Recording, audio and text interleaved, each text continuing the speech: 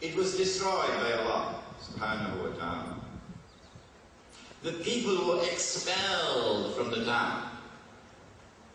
And then the Lord placed a ban on them. They could never return to reclaim this town as their own. Never. They could come back as a tourist, that's okay. But you cannot return to reclaim this town as your own. No. Until when? Until Gog and Magog are released. And after they are released, they spread out in all directions, meaning they take control of the world. And so you now have the world order of Gog and Magog. And then with their power over the world, now you will see these people being brought back to that town to reclaim it as their own. And so Gog and Magog are linked with a town, are linked with a special people. This is something in addition to the Arabs.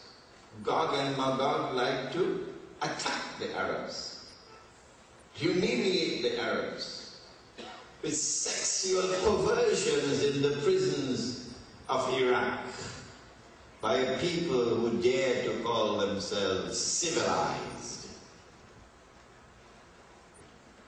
And now would say this was just an aberration. Which town is this that is linked to Gog and Magog? This is something absolutely new to a Christian.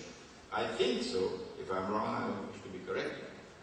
Because the material which is available to the Christian and the Jew does not have this information. If I'm wrong, I would like to be corrected. Which town is it? Destroyed by the Lord. The people expelled. A ban placed on them that they can never return to reclaim that town as their own until Gog and Magog are released. And after they are released, they spread out in all directions. Remember, they're being released in waves, eh?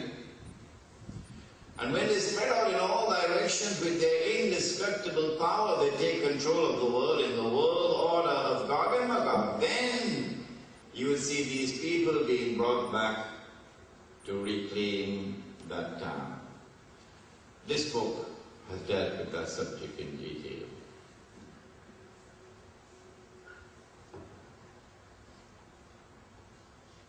As I read these two verses of the Quran 10 years ago in New York, like a flash it came to me, an intuitive grasp. Wait a minute. This is Jerusalem. Yeah. This is the Holy Land. This is the Jews. But that was only an intuitive insight. I had to go on now to do my homework. How to prove it? You can't prove an intuitive insight. Yes, it can be proved. It is Jerusalem. How? Let us go to all the statements of the Blessed Prophet on Gog and Magog, called Ahadith. So I collected all the Ahadith, almost all. Now let me go through them and see whether there is any town mentioned linked with Gog and Magog, which fits the description given in the Quran. So I went through all of this hadith, and to my amazement, there is only one town mentioned, only one. And it is a town which fits the description. And it is Jerusalem. Yes. But in the hadith, of course, the word Jerusalem does not occur. The Arabic word occurs, Baytul Maqdis, which is Jerusalem. And so I came to the conclusion that the town is Jerusalem. And so the Quran was saying that when you see the Jews being brought back to the Holy Land, to Jerusalem to reclaim it as their own. 2,000 years after the Lord had expelled them out. You must know that this was made possible because of the world order of Gog and Magog. I was amazed by this discovery. I said to myself, I couldn't be the first and the only one. It'd be very lonely to be the only one. And then shortly thereafter, as though the Lord guided me, I came across a booklet, a little booklet. If you come to my class on Thursday at 6:30, San Fernando, Jama Masjid, all of you are welcome to my class on Surah Al-Kahf. I'm going to bring that booklet to the class. Get it photocopied. So you could get a copy. You might have to pay $1, $2 or so to get it. It was a booklet on Gog and Magog, written in 1963 or somewhere around there. And the author of that booklet was a friend of my teacher, Maulana Dr. Fadhur Rahman Ansari.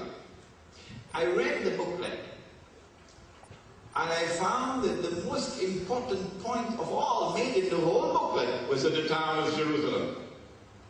The town was Jerusalem. The rest of the booklet didn't impress me so much, but this was impressive. And then in the preface, the author says that he was grateful to Maulana Dr. Ansari, who guided him and explained the subject to him. And so I came to the conclusion, tell me if I'm wrong. I came to this conclusion, if you think I'm wrong, you can throw me out of the hall. I came to the conclusion that if this is the most important point made in this booklet,